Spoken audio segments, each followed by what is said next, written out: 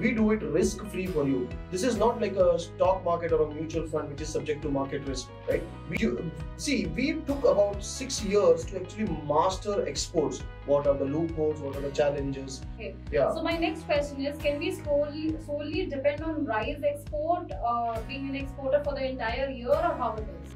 How much do we charge for connecting to rice miller? Farhan is asking. We can make you an exporter in just 3 days.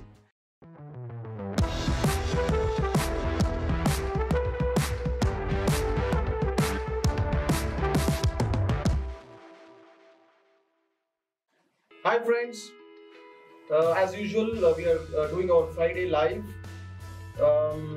I'm waiting for people to join in, and as people join, I'm going to again mention a few points, which is that we at PWIP have been doing a lot of work to understand the cross-border trade, export trade, how we actually solve this market, how do we actually digitize this market, rice millers हो, exporters हो, importers हो, traders हो, wholesalers हो, इन सब से हम almost on a daily basis हम उनसे बात करते हैं, उनका बिजनेस को समझते हैं.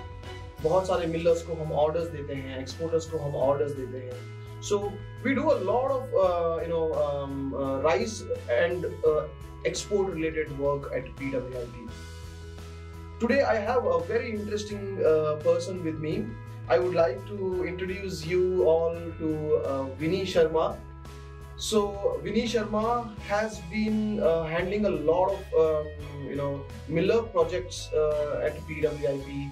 She has been very instrumental in understanding the mill scenario. There are 130,000 rice mills in India, right? So she had a team and she was developing the rice miller networks in India.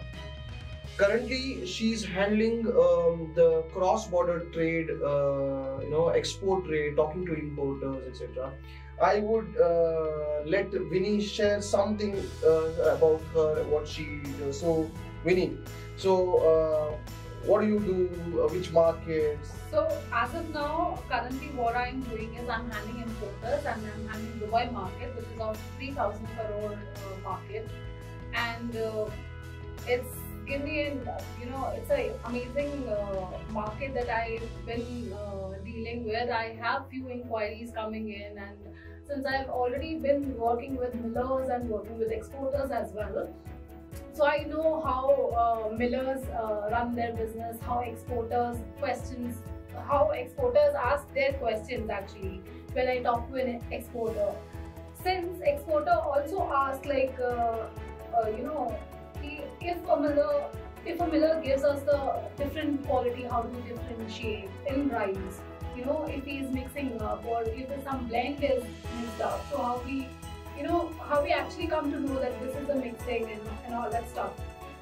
So there are few questions that came up in today's session. So I'll start with the questions, Anurag. Yes. Without wasting time. Yes. So first question is, while exporting from other buyers, what is the packaging material with details or MRP will be printed for buyer side or an exporter side? How it is? Right. So whether be it rice or whether be it any product, normally when an order is booked, the buyer gives label instructions. These are called labeling instructions. Normal terms में हम artwork भी बोल देते हैं. So importer normally has his own artwork, his own brand in that particular market. So he gives us the artwork and he tells us, देखो ये artwork है, ये bag print कर लो और ऐसे bag में ही print करके pack करके भेजो. Now the MRP details is not going to be there. For example, if we take an example of rice, the MRP details is not going to be there on the bag. Artwork रहेगा, brand name, the design and etc.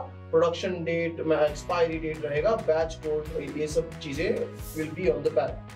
But this is if an importer has his or her own brand.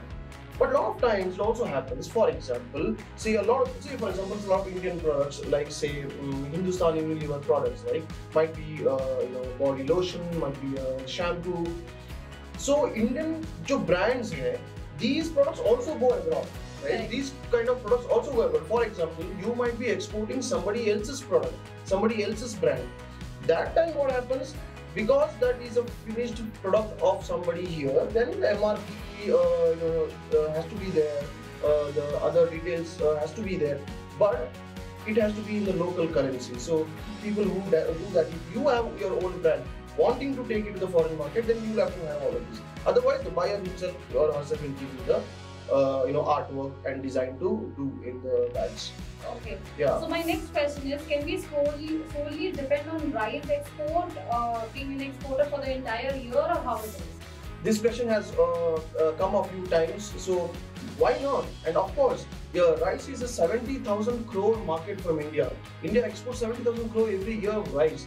So even if, say for example, you are, for example purposes, let's say that you are doing exports of 100 CR, right? 100 crores worth of exports, meaning roughly say about 7 to 8 crores per month of rice exports you are doing.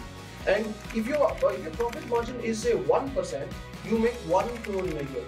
If it is 2%, you make 2 crores in a year, right? So almost let's say 10, 15 lakhs or 20 lakhs on a monthly basis you will be able to make from rice exports, right? So rice exports can be a very interesting career. You have this career for life.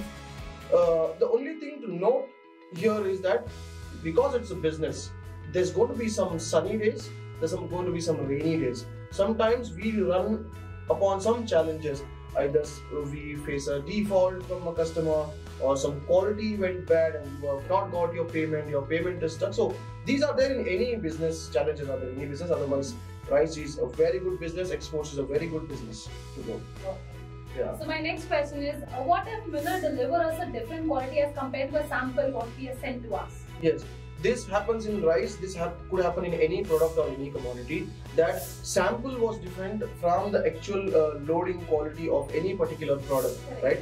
What do? There are two main options that you can actually choose from.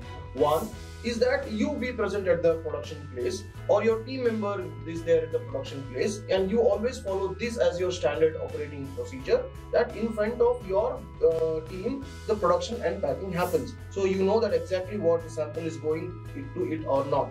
The option 2 is there are third party companies like say SGS, Geochem. These companies' job is to do this. So you can appoint a third party surveying company to be there at the time of production to monitor the production and quality. But is this foolproof? Well, you have to be very careful and monitor very closely. That's it. That is what I would say. Okay. Yeah. So my next question is, what if an importer from some other country doesn't like the rice quality? Yeah.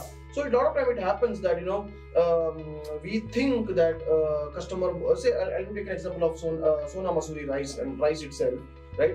A lot of time it happens that we think that the customer wants Sona Masuri, right? We know that there is Sona Masuri, you can get a good quality Sona Masuri from say Raichur in Karnataka, might be a cheaper quality called Nellore Sona in say Nellore in Andhra Pradesh. So there is an understanding difference. The importer is thinking that you are going to send him rice from Raichur, the good quality, top quality Sona Masuri rice, but you are actually sending him Nellore Sona from Nellore, and then the quality is totally different, right? There is like $30 to $40 difference per ton in these two rice, roughly about 2 rupees to 2.5 rupees per kg difference, right? So there is a difference in quality as well. So that is why, to understand the trade, it is better to have understood the trade properly. That is what I think even PIP does, right? You should discover prices first, you should discover samples first, then you should discover who are the millers in this region, who can help you, and then you take PIP's help to actually do rice exports. If an importer doesn't like a rice quality, how we can retain that particular importer?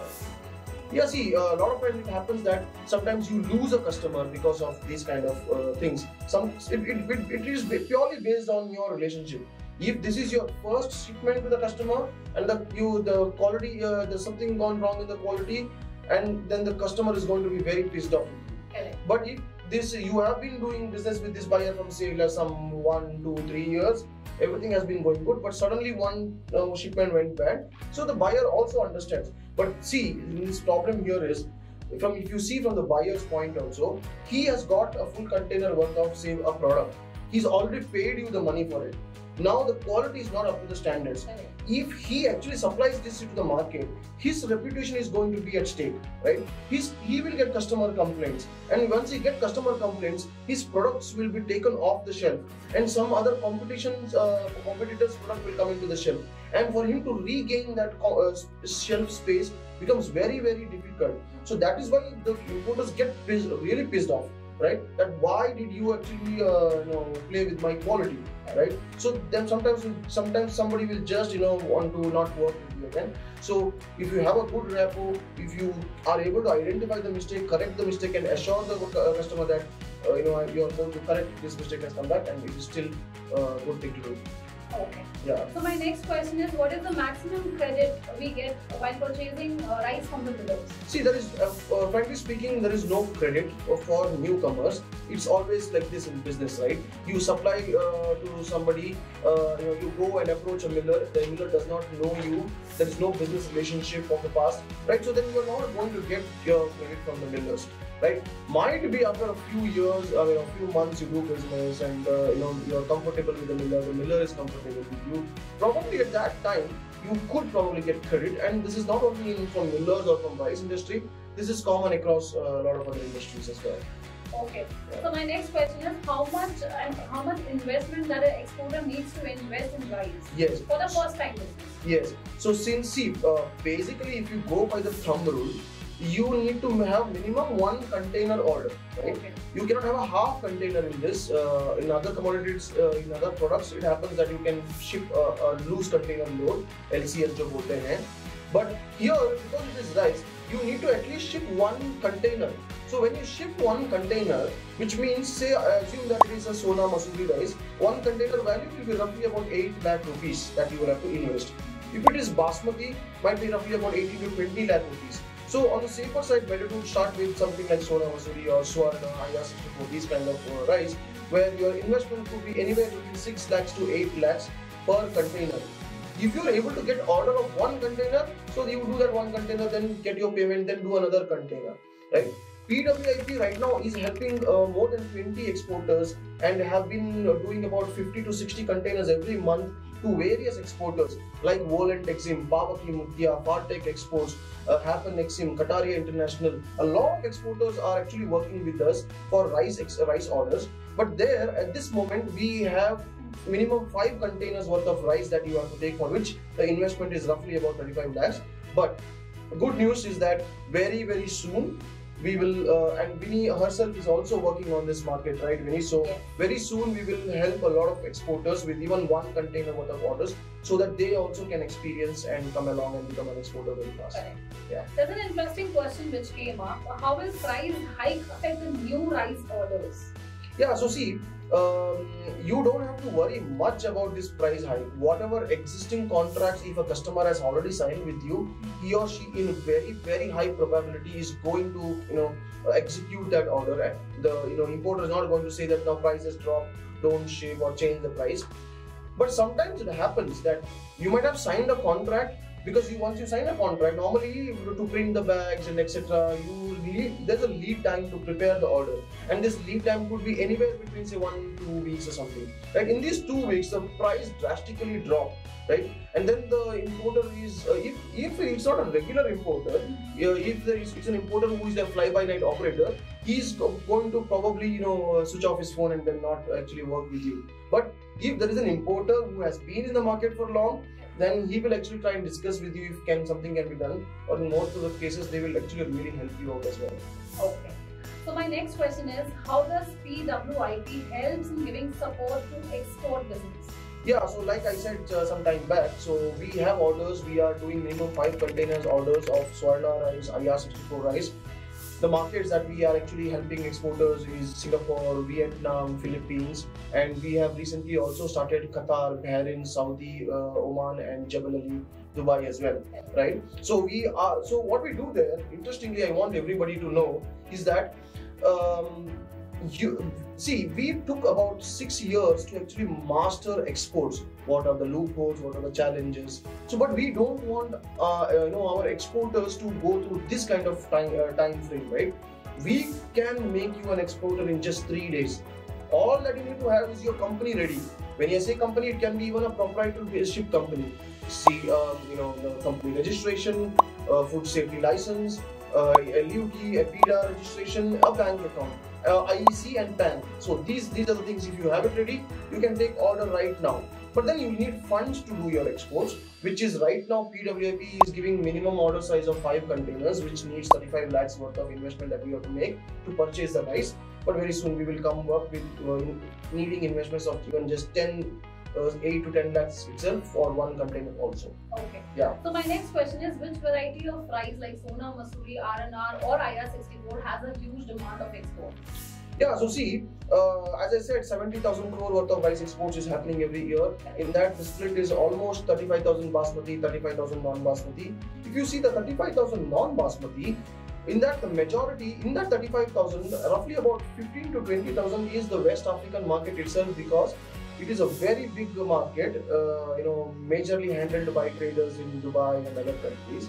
So they take a lot of non-basmati rice. So Swarna rice, IR64 rice, parboiled rice and broken rice. So this market is the one which is a bigger market. Apart from that, Saudi is a 7,500 crore rice market, UAE is a 3,000 crore rice market, Singapore is about a 500 crore market, Vietnam is a 1,000 crore market, Oman, Bahrain, Oman is about a 1,000 crore market.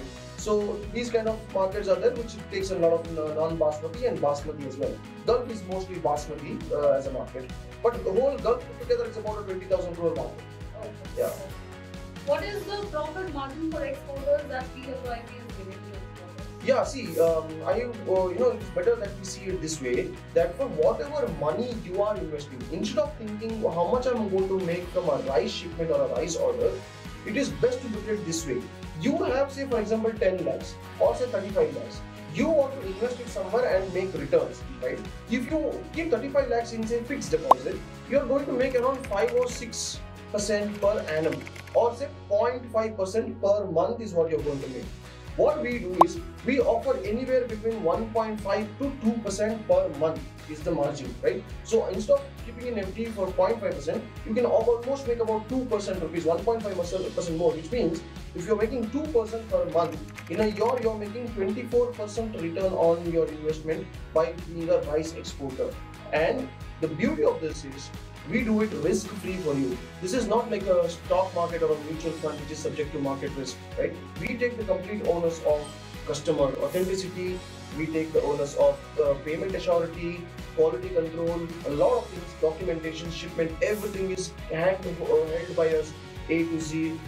So it is going to be a very, very smooth experience for all of us. Okay, so my last question for this live is, can we arrange packaging of rice for export directly with the millers and importers packaging? Yes, because that's what I said. So when importers are giving you and sharing the artwork with you, you are going to print that bags here in India, and you are going to send that bags or carton boxes or whatever the packaging material is directly to the factory, if it is a mill or a factory or a processing unit, and there the packing happens in that particular bag or pan, right? So the packing can happen directly at the mill or the factory.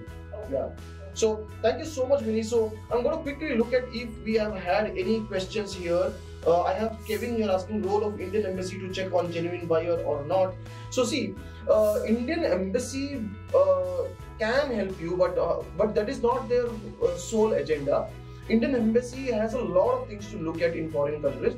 But yes, I remember in 2017 when I faced a default with the Singapore customer, I had approached the Indian Embassy in Singapore as well, and they tried to call the buyer and help the buyer. So they do this help here and there. They will definitely support, but this is not their kind of full-time focus that they do. But they definitely, yes, they will help in this. The Indian Embassy definitely helps in this, right? And there's a question: who are the rice mills? Keep the number. So for getting rice mill connects and some things like this, you can please get in touch with us, my friends. Can you give us to export rice in China? For China, for rice exports to China, your company has to be under the China's approval list. There is a process, but there are quite a few companies who are already registered and approved for China. There's a lot of countries who's already approved and registered for Saudi Arabia. There's a lot of export companies who have taken approval for USA. So US, Canada, Saudi, and China. These are the countries which which you have to take approval to get into exporting to these countries, right? Okay, how much do you charge for connecting to rice millers? Why don't you export it directly? Why you need exporter also? Who will bring in importer? Kishan is asking. So can we get 12 orders annually? Okay, I will answer these questions. Yeah, so I have it from here. So what I'm going to do? So can we get 12 orders annually? Yes, why not? So basically, we as a marketplace, PWIP as a marketplace, we right now, see, I'm also going to, there's a disclaimer here. Don't think that we are the best, we do the best job, we don't make mistakes, we don't fall, crawl or cry. We are as much human as all you are. We are trying to build PWIP with a lot of strong ethics and a lot of commitment and passion. We have actually building this business. So, but at few times we kind of slip here and there as well. And I want to be very frank on this. So if you ask me, will you give 12 orders annually? I would say yes, why not? But when we continuously strive to build this business, sometimes we do face market challenges as well. But it's our best effort to actually have orders 365 days, and it's a very big market anyway. 70,000 crore means there is room for all of us here to build this business, right? Why don't you export directly? You need exporter. See, Kishan is asking, why don't you export it directly? We have been exporters ourselves, right? When we were doing these exports ourselves, we realized that there are so many challenges. And in today's day, I see a lot of people in the age group of 20 to 30 years of age are actually wanting to do exports. Millers, for example, they have sons and daughters who want to become exporters. There are traders who want to become exporters. In importers, if you go to the importer side in foreign countries, there also the age group mostly is also from 20 to 30. The fathers have taken a backseat and the sons and daughters are in the business. So there's a lot of people who wanting to do exports. So we thought, why not we become, instead of becoming an exporter, we thought, why don't we become a platform? Why don't we become a marketplace so that we can help a lot of people become exporters? So that is now our core business, Kishan, that we want to enable at least 1,000 exporters in the next 2 years at PWIP. Right? How much do we charge for connecting to rice miller? Farhan is asking. Farhan, please get in touch with us. We work in a few models from understanding prices, millers, exporters, importers, connections to getting direct orders. So there are a few things that we do and understanding and learning exports as well. I would be happy to connect with you offline and give you more details, Farhan. So Kishan, you're asking, so your job is to connect exporter to rice miller, Kishan. So I would suggest Kishan you to go through pwip.co, our website. I suggest you to look through our YouTube channel. So what we do is, we are a platform. We help rice millers connect with exporters. We help rice importers connect with exporters and millers. We help millers get orders and connect with exporters and importers. So we do everything around this rice supply chain, right? We help them book containers, do the CHA, do freight forwarding, do exports. So we help people learn exports. We help people become an exporter in just 3 days. So there's a lot of things that we do. I am from Davangere. Santosh is asking, I am from Davangere. Can I export from Davangere millers rice to PWIP? Yes, definitely, Santosh. You should definitely get in touch with us. I hope everybody has our WhatsApp number, which is 83. I'm going to actually put that in the comment here very quickly. WhatsApp number, which is 83177492274. Right, 83177492274. My name is Dhanraj Kidyur, so you can see that WhatsApp number 83177492274. Right. If you have so from Davangere, Sona Masuri rice, RNR rice, steam and raw both has export demand, and you can definitely reach out to us. So Harshal Mehta has I have an inquiry. Can you please help solve it out? Please WhatsApp us on this number 83177494274. Right. So it's 3:30 on my watch, and I hope my home friends, you have been liking this content. For those of you who are very interested in learning exports, wanting to become an exporter, or even at least start studying and going in this direction, if you go on Google, there are a lot of people who say, I am an exporter, I help you export, I give you online training, I give you offline training.